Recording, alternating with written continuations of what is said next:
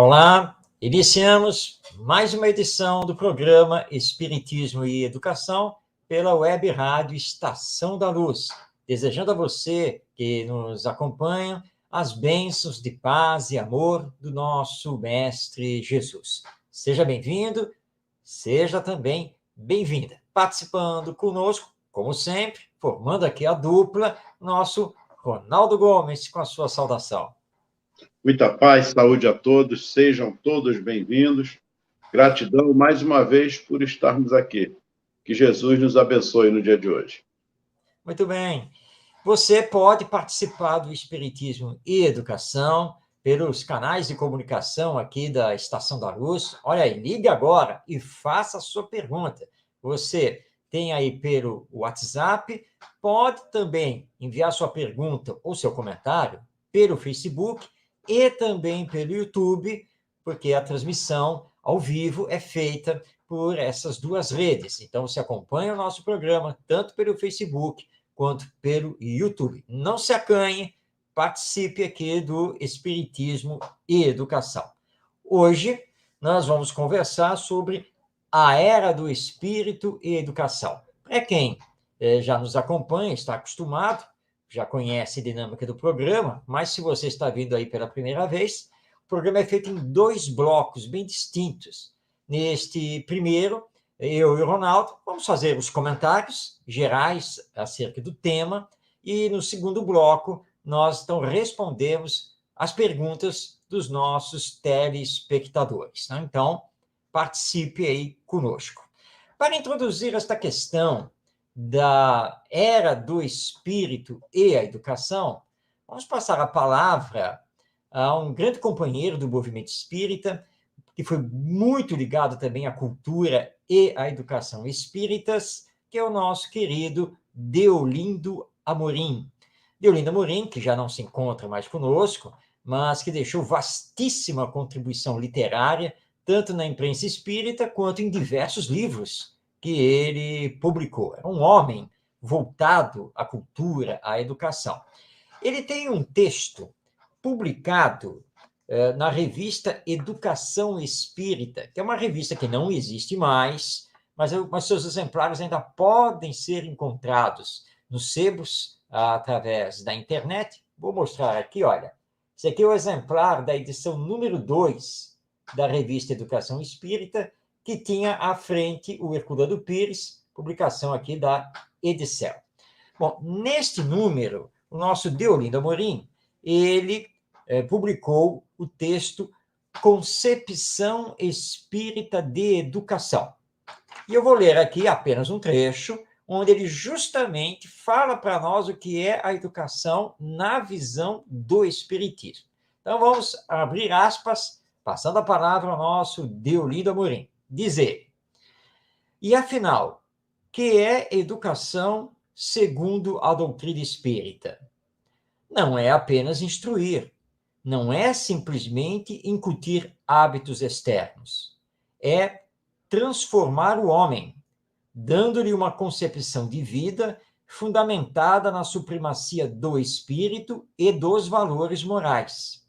A educação, segundo a filosofia do espiritismo, deve atender às necessidades materiais, às exigências do meio e às leis da natureza, às repercussões da cultura, mas deve, além de tudo isso, interessar-se pelo lado espiritual da vida. E ele continua. O espírito... vou ler um pouquinho antes. Há também um outro fator muitíssimo importante e, às vezes, decisivo: a reencarnação. O espírito precisa encontrar condições favoráveis à sua missão ou à sua prova. A educação, embora planejada pelas técnicas e pelos sistemas pedagógicos, cujo valor não se pode negar, não pode deixar, todavia, de proporcionar liberdade ao espírito, a fim de escolher o seu campo de ação. E, finalizando, diz o Deolindo Amorim: a educação, segundo a doutrina espírita, é finalista, porque visa a um fim. E se assim não fosse, naturalmente não teria sentido prático e cairia no formalismo. Mas o fim da educação, em termos espíritas, não é simplesmente imediato ou profissional. O fim, neste caso, é abranger o homem real em sua totalidade, isto é, corpo e espírito, tendo em vista a vida atual e a vida futura. Fechando aspas, então essas são as palavras do nosso querido Deolinda Amorim, nesse seu texto, Concepção Espírita de Educação. Bom, agora vamos abrir aqui o nosso bate-papo, eu e o Ronaldo, porque quando colocamos, não é, Ronaldo, o espiritismo na educação, nós somos obrigados, é um dever nosso falar da implantação aqui na Terra da era do espírito, que somos nós. Quer dizer, eu sou um espírito, estou aqui reencarnado, você, Ronaldo, é um espírito que está reencarnado, e a educação precisa ver esse lado, claro que logo a partir da criança, que também é um espírito reencarnado. Aliás, é curioso, Ronaldo, porque certa vez uma pessoa raciocinando, embora ele se equivocasse, ele falou, não, tudo bem, eu sou um espírito reencarnado. E a criança? Ué, mas a criança também. Por quê? Será que depois que passa o período infantil é que eu me torno espírito? Não, eu sou espírito desde o meu nascimento, ou melhor dizendo, o meu renascimento. Agora, Ronaldo, o que chama muita atenção aqui do Deolinda Amorim, além dele falar, claro, dessa questão da nossa realidade espiritual e da reencarnação, ele deixa muito claro aqui a necessidade de trabalhar na educação os valores morais para termos a era do espírito. Vamos conversar sobre isso, Ronaldo? Com certeza. Eu gostaria de já começar fazendo uma pergunta a você. Sim. Vamos lá. Porque pergunta difícil, eu sei que você adora pergunta difícil, eu já não gosto. Eu gosto mais fáceis. Da fácil, mais fácil ainda. Mas vamos lá. Podemos afirmar, dentro de um ponto de vista da era do Espírito, que essa era do Espírito se principiou com a vinda do Cristo, como mestre que ele coloca, mestre sim eu sou, e toda a sua vida traçando esse aspecto da era do Espírito com a humanização? Bem colocado, Ronaldo. As pessoas precisam ter em mente que a lei de evolução é um processo. E a lei divina não dá saltos, nós sabemos disso, né? Porque justamente é um processo. É que nós somos imediatistas, não? Nós queremos, não é para amanhã, não, nós queremos para ontem. E aí nós não entendemos esse processo que é histórico, é social, é moral, é espiritual e que requer tempo. Só que para nós é o seguinte, não, isso aí só vai poder ser feito ano que vem. E o ano que vem para nós, né, Ronaldo? Nossa, mas está muito longe, mas só ano que vem? E olha, só que a lei divina olha o tempo de uma forma muito diferente. Então, de fato, quando teve início, efetivamente, a implantação, o processo de termos a era do Espírito? Bom, alguns vão situar esse início lá em 1857, com o surgimento do Espiritismo. Não estão errados, porque o Espiritismo faz parte desse contexto. Mas, se olharmos a história humana, nós temos que recuar até Jesus. Porque até então, embora nós, seres humanos, espíritos reencarnados, tivéssemos, porque sempre tivemos, uma ligação com a questão da vida espiritual através das mitologias, as mais diversas das chamadas civilizações antigas, mas não havia uma compreensão exata dessa realidade espiritual, que era lá misturada com essa mitologia meio humana, meio divina. E os próprios judeus, que não tinham propriamente uma mitologia, mas a crença no Deus único, mas essa crença também era meio nebulosa, já que eles confundiam Deus com um ser humano, tanto que era um Deus que podia se vingar, era um Deus que podia determinar uma guerra, e assim por diante. Era um Deus, por exemplo, que teria dito a eles que eles eram o povo escolhido e privilegiado, e que eles é que tinham que predominar no paraíso e não os demais povos. Então, tudo era meio confuso. E aí vem Jesus. Jesus não veio aqui para derrubar essas mitologias, essas crenças, nada disso. Mas ele veio trazer para nós um componente que nós não tínhamos, que era a lei de amor. E a visão do Deus como Pai. Porque é interessante se nós pegarmos lá o Evangelho, né, o Novo Testamento, e lermos os Evangelhos de Mateus, Marcos, Lucas e João, nós vamos ver que naquelas narrativas, Jesus raramente chamava Deus de Senhor. Normalmente ele designava Deus como o Pai que me enviou, porque eu retornarei ao Pai, porque eu e o Pai. Então, porque ele queria colocar isso, olha, a lei que vibra no universo e que automaticamente nos rege é a lei de amor. Tá? E aí, para afirmar a questão do espírito, e ele foi muito claro quanto a isso, né? Quando ele diz lá a Nicodemos, olha, o espírito, você não sabe de onde ele vem, tá? A matéria você sabe, porque o seu corpo sai do ventre da sua mãe. Mas o espírito, você não sabe. Mas o que é da matéria é da matéria. O que é do espírito é do espírito. Para deixar muito claro, mas muito claro mesmo, ele leva os principais discípulos com ele lá no Monte Tabor, e ali ele se transfigura, que nós espíritas, né, reconhecemos como sendo a emancipação da alma, e ele conversa com dois espíritos materializados, Moisés e Elias. Essa transfiguração, você não tem como questionar. Quando ela termina, os discípulos chegam a Jesus, mas Senhor, estamos confusos. Diz a Escritura que antes do Messias vir, e o Senhor tem se anunciado como o Messias, o profeta Elias tinha que vir primeiro para anunciá-lo. Ora, nós acabamos de ver o profeta Elias conversando com o Senhor em espírito. Então ele não veio. E se ele não veio, então o Senhor não pode ser o Messias. O raciocínio estava correto, né? Corretíssimo, é isso mesmo. Jesus olha para eles, estão lá na Pedro, né, João e Tiago. E ele diz assim, mas acontece que Elias já veio e vocês não o reconheceram e fizeram dele o que quiseram.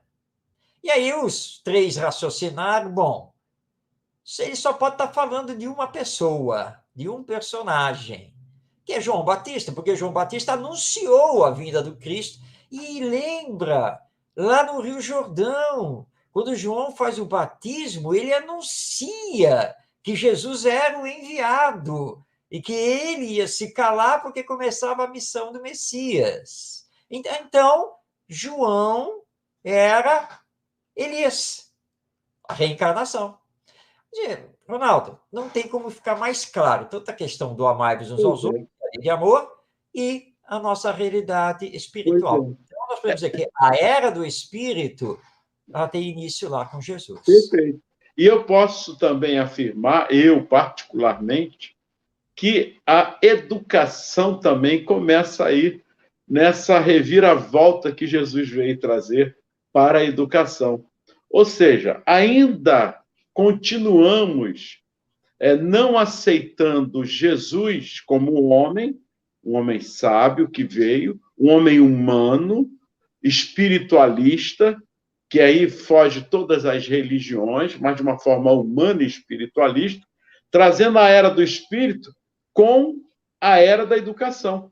Porque ele diz, mestre, sim, eu sou. E toda a vida dele foi pautada em didática. Não usava essa palavra ainda, mas foi uma didática imensa. Projetos. Se pararmos para pensar nas parábolas que ele contava, havia ali projetos que estão até os dias de hoje, num projeto educacional de como levar a educação na era do espírito, a essa educação moral e instrução, ao mesmo tempo pautada na humanização do ser, que é o ser integral. Então, Jesus é esse divisor de águas que você retratou bem aí, sobre o aspecto de como era antes de Jesus, o Deus vingativo, o Deus dos exércitos, e Jesus trazendo esse aspecto do Pai maior, do Pai todo amor, como um processo de educação que há mais de 2000 anos estamos nessa luta do espírito, da matéria, aceitando ou não, mas teimando tão somente no tecnicismo, na instrução pura e simplesmente, esquecendo dos valores humanos e valores. Eu não estou aqui dizendo que já não há essas coisas, já não havia. É uma coisa, mas o que é forte ainda em toda a sociedade humana ainda é o aspecto da instrução e da competitividade pura e simplesmente, sem pensar nas gerações futuras, sem pensar numa educação que faça de fato essa transformação do homem velho para o homem novo. É verdade, Ronaldo. Jesus é o divisor de águas no campo da educação, por ser o mestre, né, o mestre divino. A educação já existia, sim, claro que ela já existia. E ela teve um grande avanço, principalmente na Grécia Antiga, a partir de Atenas, com os filósofos, o surgimento da figura do pedagogo. Mas tudo isso foi abafado pelo Império Romano, porque o Império Romano, ao fazer suas conquistas, inclusive conquistar a Grécia, durante muito tempo, o Império Romano abafou a cultura grega, tentando, na verdade, implantar a cultura romana, que era uma cultura materialista, apenas materialista e de conquista. Se nós olharmos o judaísmo daquela época, né, quando vamos ter Jesus, nós vamos ver que o sistema educacional judeu era um sistema exclusivamente religioso. Nada mais do que isso. Estudava-se a Torá, que eram as escrituras sagradas, que nós conhecemos aqui no Ocidente como sendo o Velho Testamento, e as interpretações que eram feitas em torno disso. Então, o estudante judeu, né, a criança e o jovem judeu, eles só estudavam isso, e nada mais do que isso. Então, essa era a formação, uma formação apenas teológica e para poucos, porque isso custava dinheiro, fazer esses estudos, porque o jovem tinha que chegar ao Templo de Jerusalém para realmente avançar nos seus estudos, e boa parte da população judaica não tinha condições de fazer isso para os seus filhos. Aí, quando vem Jesus, o que ele faz? Ele quebra esse sistema. Para começo de conversa, ele usa a natureza como sala de aula. Então, para ele, lá a praia, o barco lá dos pescadores, a praça, a sala da casa de Simão Pedro, no caminho, lá na estrada, no átrio do Templo de Jerusalém. Essas eram as salas de aula dele. A montanha, né, quando ele faz lá o Sermão da Montanha, por exemplo, né, para abarcar uma população, ouvintes maiores, em maior número. Então, ele já quebra isso. Que os judeus consideravam que a educação tinha que ser feita, primeiro, em casa, né, no lar, na sequência, na sinagoga, nas cidades, né, maiores que tinham a sinagoga, e, finalmente, no Templo de Jerusalém. E acabou. Então, era um sistema fechado. E Jesus vem e acaba com isso. Nada disso. Tá? Quem quiser me ouvir, que venha. E ele atendia as pessoas, as suas dúvidas, contava as parábolas, forçava o pensar. E ele deixa bem claro, olha, está escrito na lei, olho por olho, dente por dente. Entretanto, eu vos digo que é preciso perdoar as ofensas, é preciso amar ao próximo. Então, mas ele disse que ele não vinha destruir a lei. Sim, a lei divina. Mas ele vinha, sim, transformar a lei humana.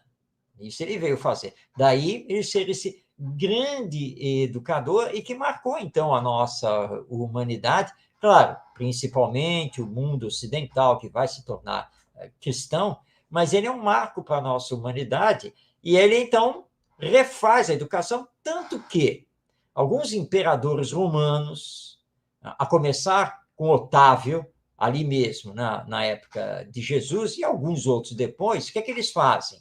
Eles revivem a cultura grega.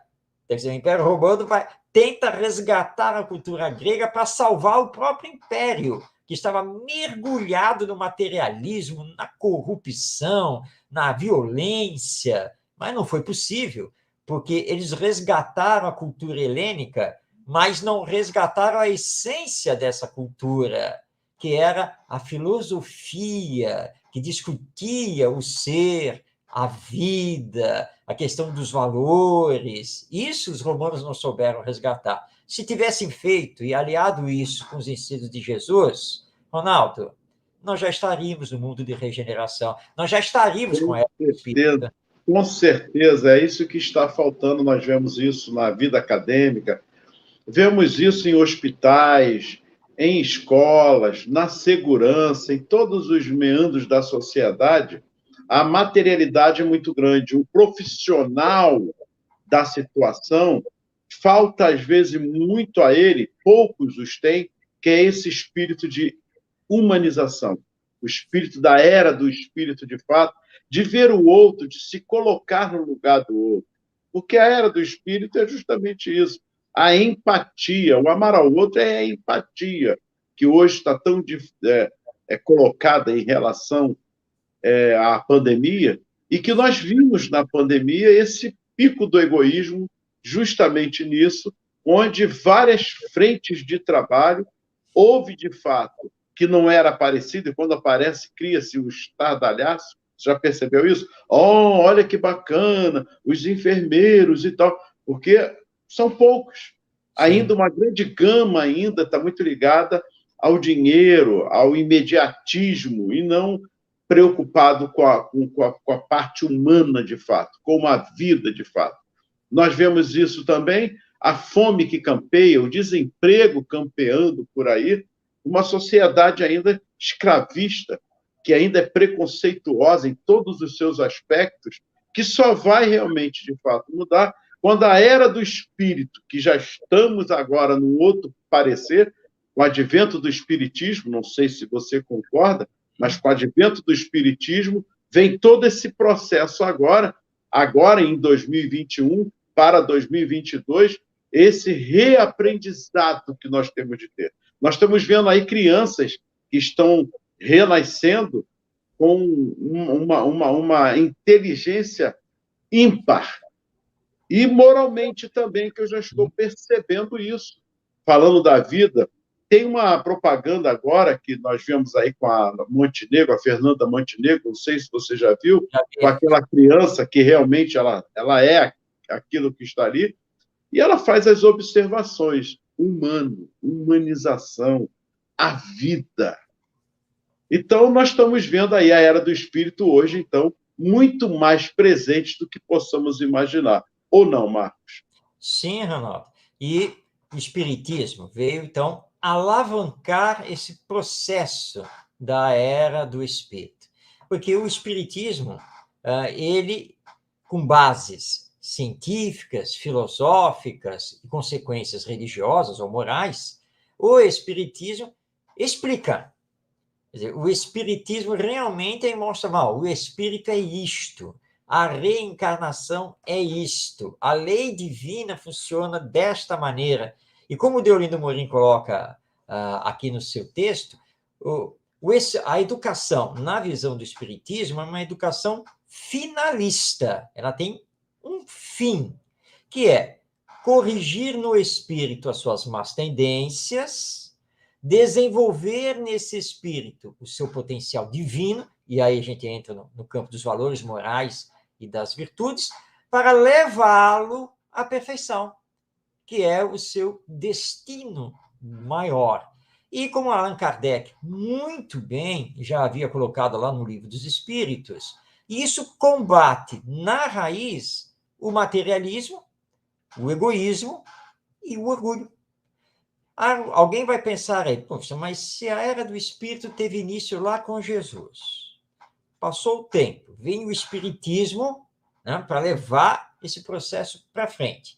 Mas nós estamos vendo a atualidade, como você bem descreveu, Ronaldo, e está campeando aí o egoísmo, falta de humanização, né? Então, o que está acontecendo? O processo não está acontecendo? Qual é o problema e quando que nós vamos superar isso? Mas vamos lembrar essa palavra de novo: processo, que depende de nós. Não é simplesmente a vontade de Deus. A lei divina vai funcionando, mas nós temos livre-arbítrio. E tudo depende das decisões que tomamos, dos caminhos que resolvemos trilhar.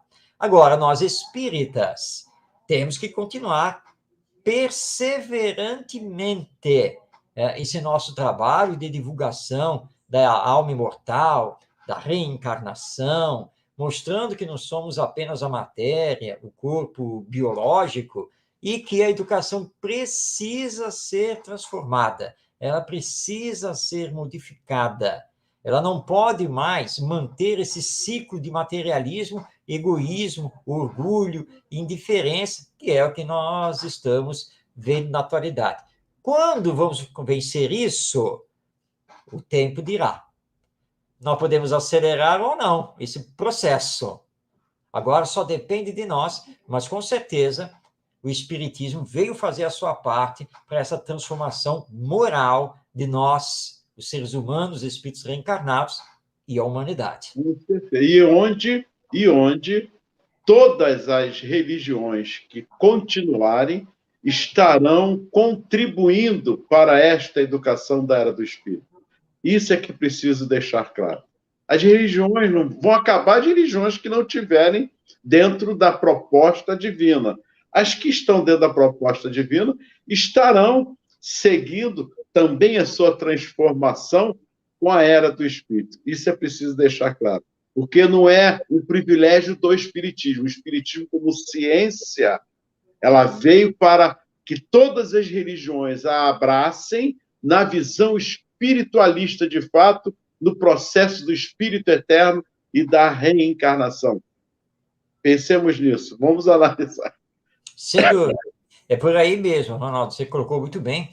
É porque, embora nós sejamos espíritas, este aqui é um programa espírita, mas nós espíritas jamais poderemos defender essa ideia da predominância do espiritismo sobre as demais religiões e filosofias. O futuro deve nos reservar um encontro, né? O encontro com a verdade.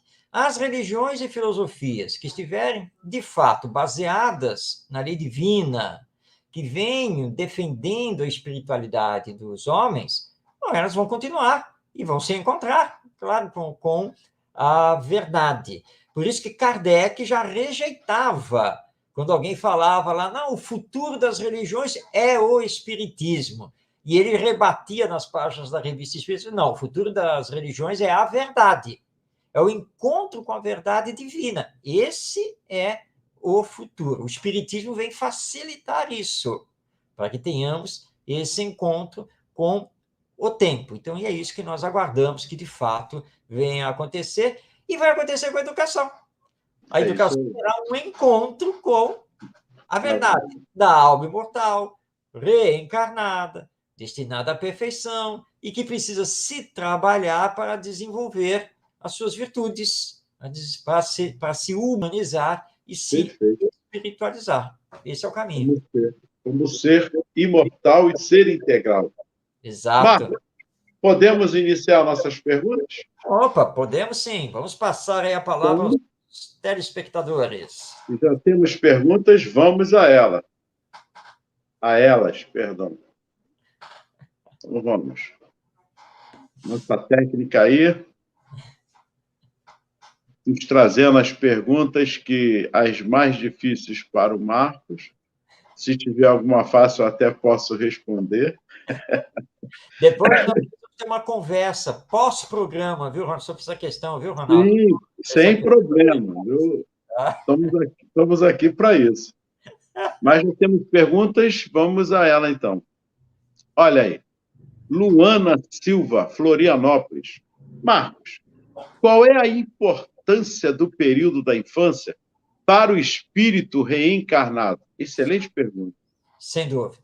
Luana, importância total, máxima, essencial, porque quando o espírito inicia o seu projeto reencarnatório, ele já começa a ligação com os futuros pais, com a sua futura família.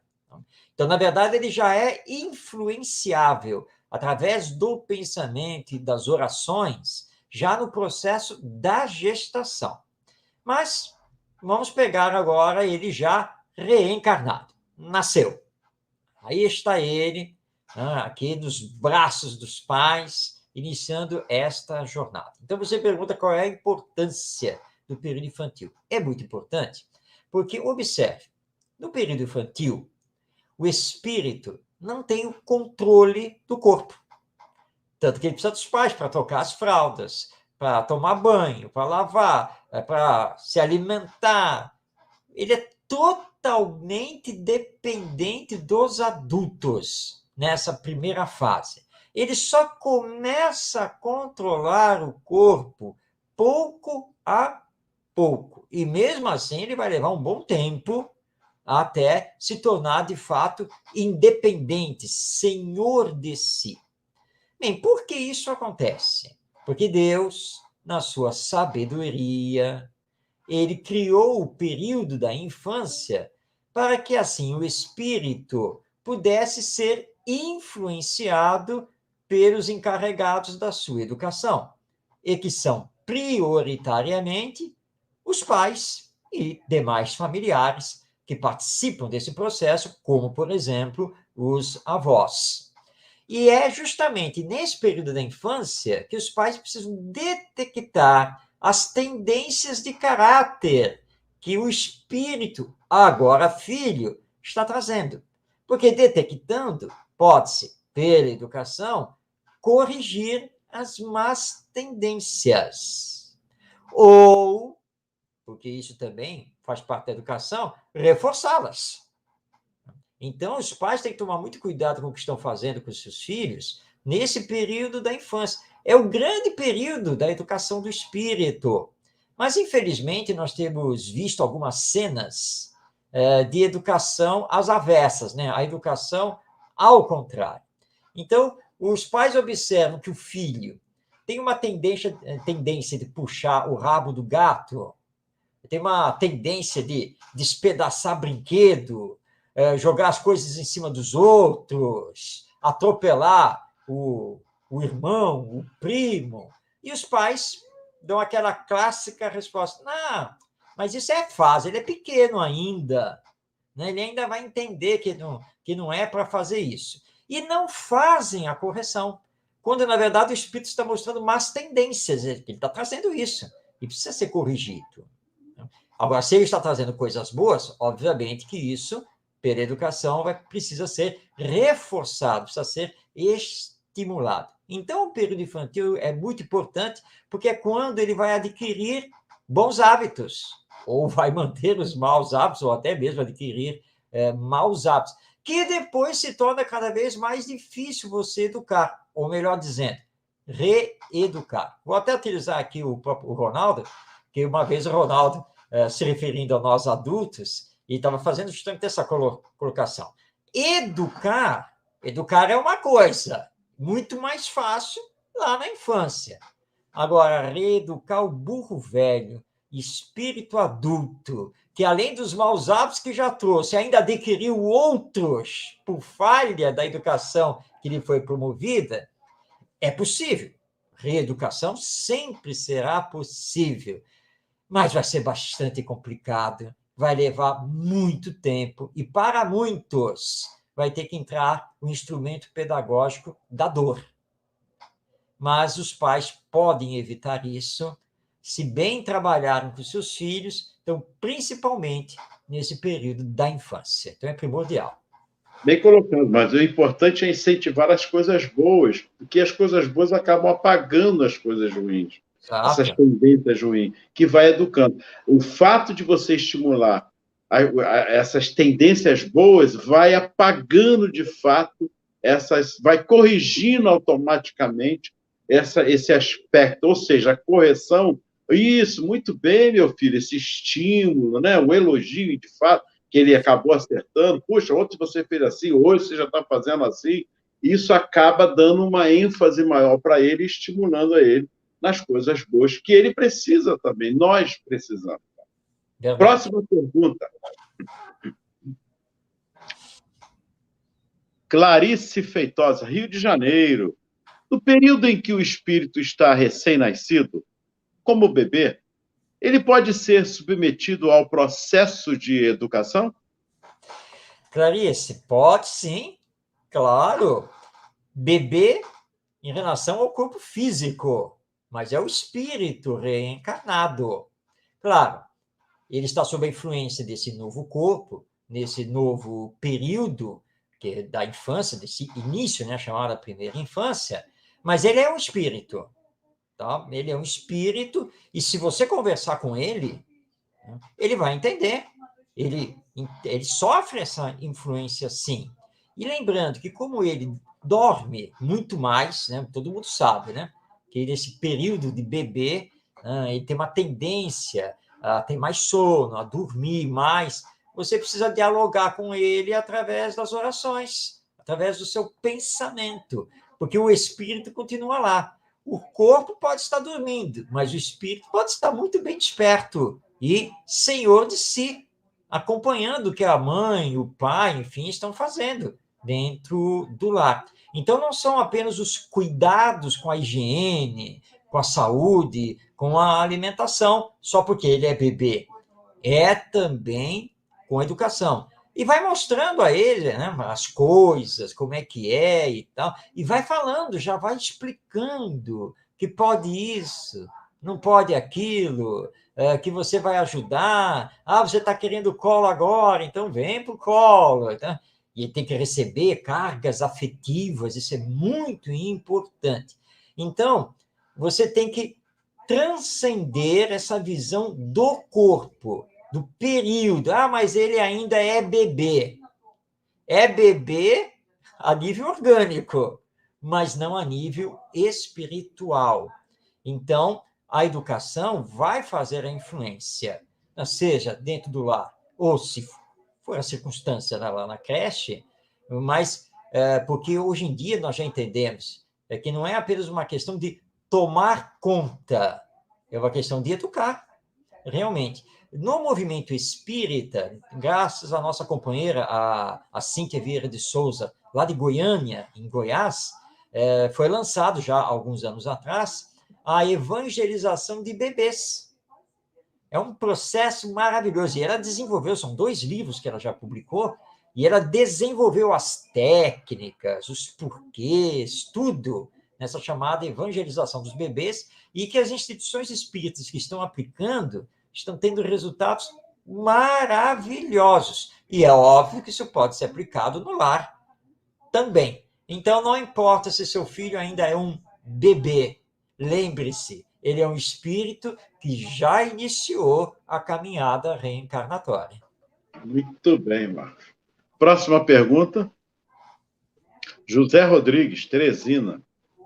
Até que ponto os pais podem influenciar a personalidade do filho no período infantil? Poxa, e como influenciar?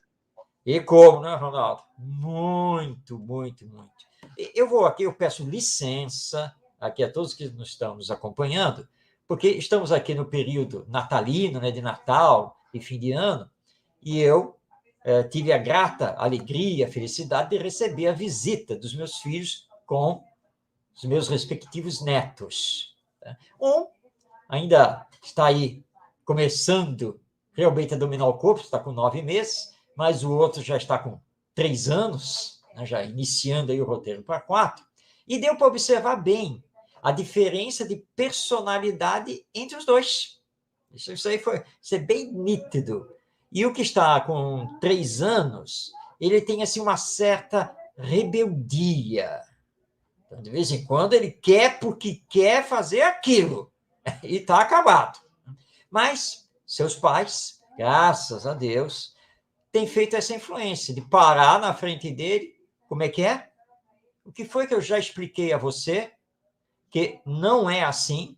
E ele começa a ficar irritado e quer impor ainda mais, não, o que ele deseja. Mas os dois são muito firmes. Olha só, Você não está em casa, você está na casa do seu avô. Então, se você jogar o brinquedo para debaixo do sofá, vai ficar debaixo do sofá. Certo? Porque nós não estamos em casa. E o seu avô não tem obrigação nenhuma de ter aqui que se abaixar, né, empurrar sofá, não sei o quê, para pegar o brinquedo que você vai jogar. Jogou, porque quis jogar ele debaixo do sofá. Estamos entendidos? E não adianta... não levanta a voz. Não levanta a voz. Tá? Vamos brincar com isso? Quem agora comeu o seu... Ele adora maçã. Mas cismou que não queria maçã. Cismou. Aí a mãe, muito firme, falou: olha só, meu filho, olha só. Você pode escolher, tá? Porque tem várias frutas aqui na casa do seu avô e da sua avó. Então, eu vou te dar as opções. Maçã, maçã ou maçã? O que você quer? Aí ele ficou meio assim. Claro que nós tínhamos outras frutas, né? Mas ela falou: que história é essa agora de querer escolher o que você quer, que não quer isso, que não quer aquilo? Não é maçã que você gosta? Então agora está na hora da maçã e é a maçã que você vai comer. E aí ele, né? Aí diminuiu a coisa tal e, ok, vamos comer maçã. Tudo isso é o exercício do educar.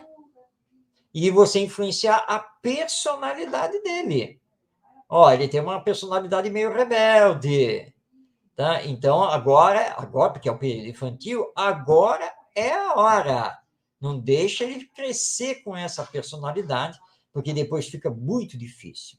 Agora, os pais não educam, não corrigem essa personalidade apenas com essas atitudes, mas também e principalmente com os bons exemplos.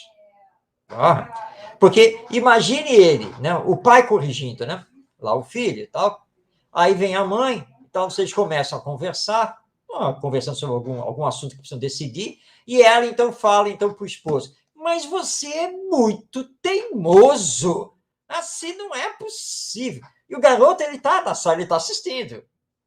O papai, então, vamos nos colocar no lugar dessa criança. Papai me corrigiu, disse que o que prevalece não são as minhas vontades, que eu tenho que ter mais calma, que eu tenho que saber obedecer. Mas a mamãe acaba de falar que o papai é um tremendo teimoso, cabeça dura, orgulhoso, que não quer abrir mão das coisas.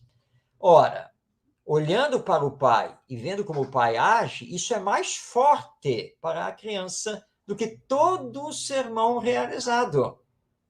Então, os pais têm que tomar cuidado com os exemplos que estão dando na frente dos seus filhos, porque tanto palavras quanto exemplos é que no campo da educação podem, então, influenciar a personalidade do filho para o bem ou para o mal. Então, precisa sempre meditar sobre isso. Com certeza, Marcos, é isso mesmo. Próxima pergunta. Vamos a ela. Kátia Veras. Devemos, o mais cedo possível, colocar os filhos na escola? Ou a vivência na família deve ser prioridade nos primeiros anos? Depende. Kátia, não dá para responder sim ou não. Na verdade, nós temos que colocar uma outra palavra aqui: depende. Depende porque nós temos que entender as circunstâncias atuais da existência humana. Claro que se a família, se os pais puderem manter os filhos mais tempo no convívio humano do lar, seria preferível. Mas nós criamos as creches justamente para amparar aqueles pais que, por necessidade econômica, né, a necessidade de prover a própria família, precisam trabalhar. E nem sempre têm os avós disponíveis para cuidar dos netos. Então, essa é uma situação que requer o auxílio, o concurso da creche. Agora, que os pais utilizem a creche sempre com esse intuito de ser, então, aquela instituição educacional que vai dar um suporte. E não ter os filhos para logo ficar... Não, assim que fizer 6 meses, já põe lá na creche. Mas se você pode cuidar do seu filho, por que você está colocando ele na creche? Então, o Espiritismo é muito claro. O lar é a primeira escola. A família é muito importante e os pais são os grandes educadores desses espíritos que reencarnam. Então, que se tente, sim, colocar o lar, a família, como prioridade para cuidar da criança nos seus primeiros anos, utilizando, então, a creche naquelas situações em que realmente é necessário. Agora, que os nossos educadores que trabalham em creches entendam que antigamente as creches faziam parte da área do serviço social dos governos, mas já de muitos anos que as creches passaram para a Secretaria de Educação. Elas fazem parte do sistema educacional. Creche não existe apenas para tomar conta dos filhos dos outros. Creche também faz parte da educação infantil. Então, os educadores têm que ter essa consciência.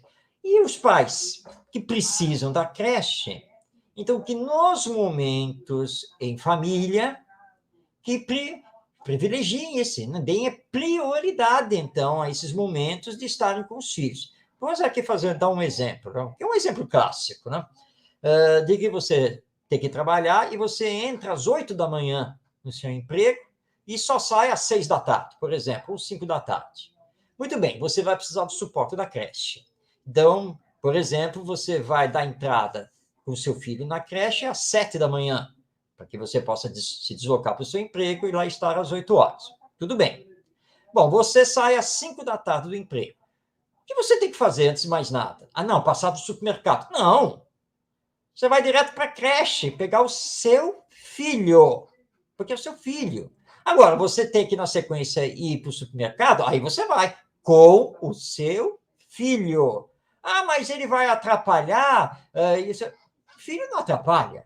Nunca, jamais. Põe ele lá no carrinho, e não o esqueça no carrinho, por favor, né? E passeie com ele no supermercado, mostre as coisas para ele, deixe ele participar, que para ele, claro, ele estará no nível ali de brincadeira, do lúdico, mas você estará convivendo com ele, até chegar em casa, brincar, e brincar é muito importante nessa fase para o desenvolvimento da criança, até chegar a hora do dormir. Aí, no dia seguinte, volta-se esse roteiro, até que você tenha o fim de semana mais livre. Infelizmente, Ronaldo, tem muitos pais que, quando chega o fim de semana, com essa rotina, aí despejam, literalmente falando, os seus filhos na casa dos avós, que é pelo menos para ter um pouco de liberdade, pelo menos no sábado e domingo. Mas estão desperdiçando os maiores momentos educacionais e de convivência com os seus filhos. O fim de semana. Já que durante a semana de segunda a sexta, você vê o seu filho logo de manhãzinha e depois só no final da tarde. Então, muito cuidado com esse jogar os filhos para os avós no fim de semana.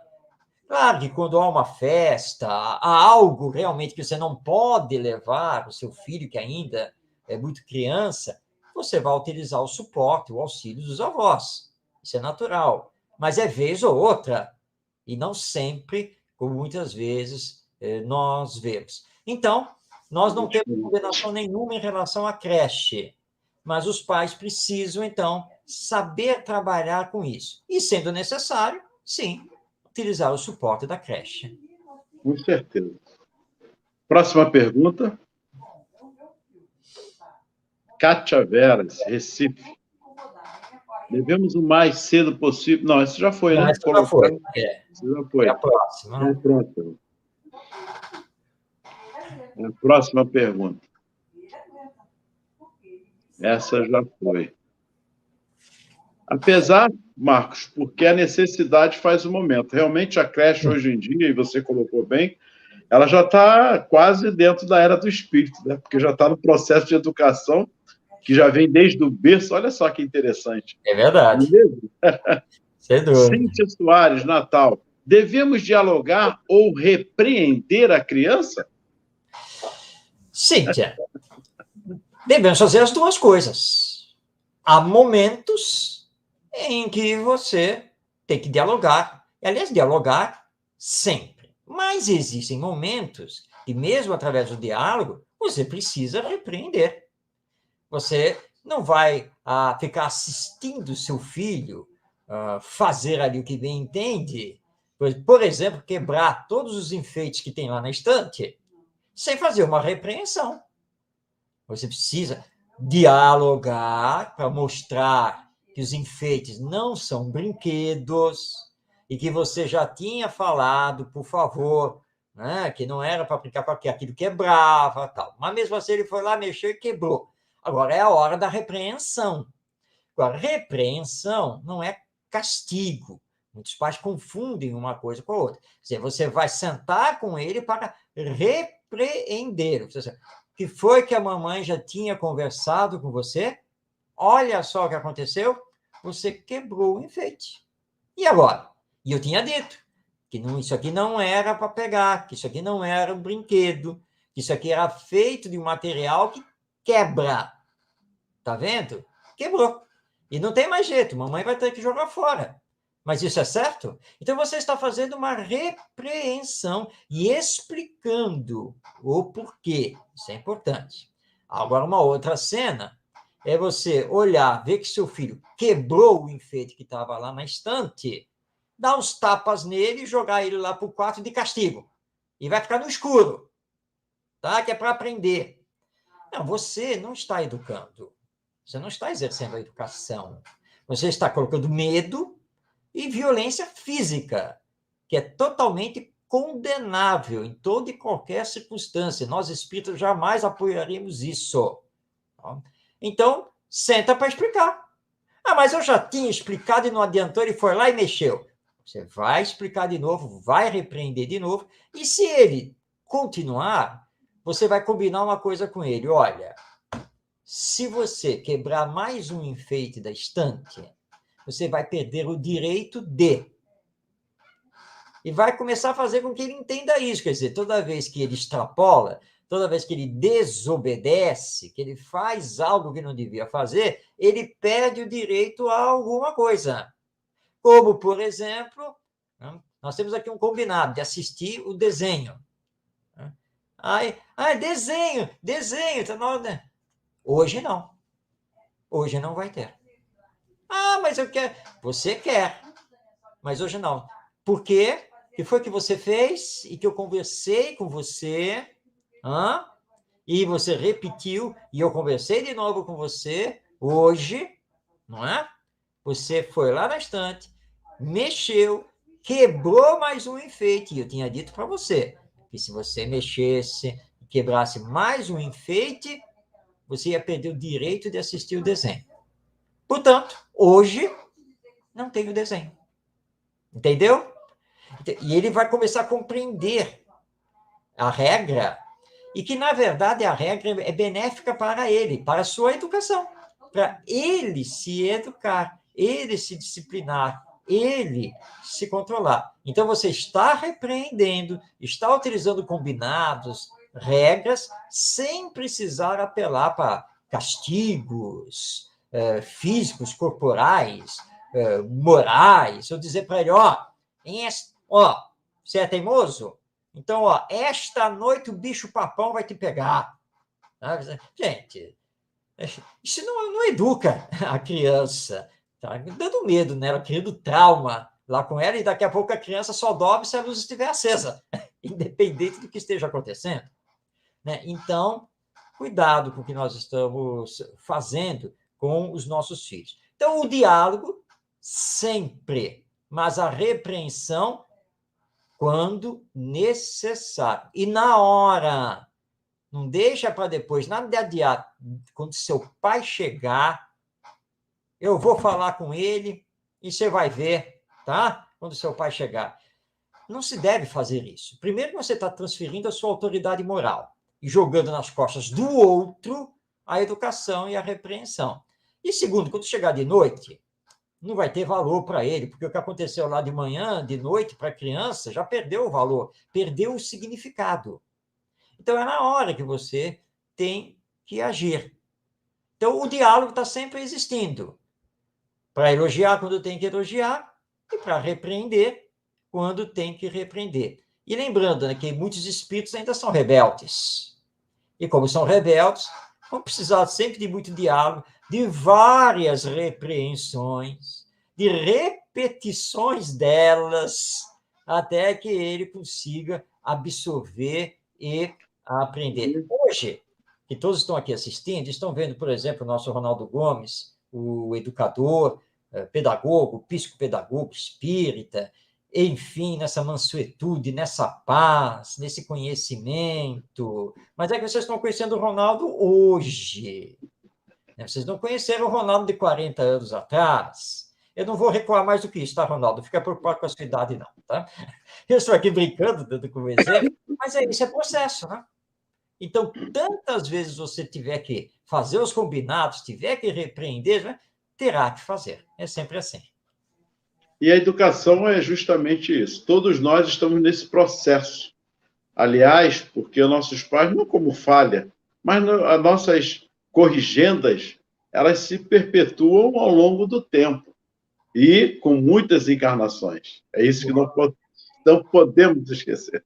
Sem dúvida. E é sempre lembrar, né, Ronaldo?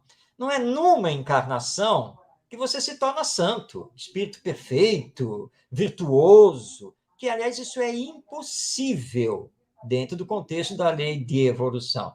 Então, se eu falhei nas encarnações passadas, dificilmente eu vou acertar tudo nesta.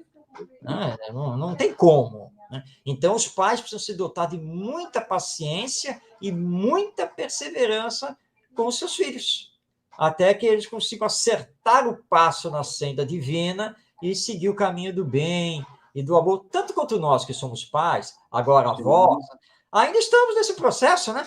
Estamos nós trabalhando ainda para tentar dar os melhores exemplos agora para os nossos netos. Isso. Né? Então, é um processo. Aprendendo com eles e com os netos, né? Com os filhos e com os netos. E com os netos. Netos, não é, Ronaldo? Que não apenas, você citou isso hoje aqui no programa, não apenas estão mostrando uma inteligência muito mais desenvolvida, mas muitos deles nos dando lições humanas, lições morais também, porque nós precisamos focar no lado bom. Não podemos apenas dizer que só tem espírito rebelde reencarnando. Não, mas essa não é a realidade. Tá? Então, nós estamos, por isso somos eternos aprendizes. Né? Então, estamos lá aprendendo com eles também. Né? Bom, Marcos, chegamos ao nosso final, pelo tempo, muito rápido, e que possamos, na semana que vem, estarmos aqui mais uma vez juntos. Gratidão a todos pelo carinho, pela atenção, ao Tavares, a todos vocês, ao Marcos, e estaremos aqui, com a graça de Deus, que Jesus os abençoe e tenhamos um ano novo aí com muita paz e saúde, agradecendo a Deus e a Jesus sempre por tudo. E façamos o nosso dever de casa. Nós não temos obrigação nenhuma e o dever nenhum de mudar ninguém. A transformação é nossa, ela é pessoal, ela é individual. Que façamos nós a nossa parte e que, através dos exemplos, possamos nós criarmos em nós mesmos as corrigendas e ver o outro como nós mesmos, com empatia. Muita paz, que Jesus os abençoe e gratidão a todos pelo carinho. É isso aí. Um grande abraço a todos. Teremos o nosso encontro agora somente em 2022, na primeira segunda-feira de janeiro, na semana que vem, e continuando o nosso Espiritismo e Educação. E lembrando que para implantar a era do Espírito na humanidade, isso só pode acontecer, como disse o Ronaldo, se nos melhorarmos. Se eu, individualmente, fizer o meu trabalho de autoconsciência, de autoeducação, porque se eu me melhorar, automaticamente eu influencio os outros para se melhorarem, e aí a humanidade se melhora. E com certeza, não é com o egoísmo, não é com o orgulho, não é com o materialismo, não é com a violência que nós vamos conseguir fazer isso, mas somente com a educação moral, a educação desse espírito integral, imortal e reencarnado. Que Jesus nos abençoe. Um grande abraço. Até a próxima segunda-feira, 8h30 da noite, aqui na Web Rádio Estação da Luz, com mais um Espiritismo e Educação.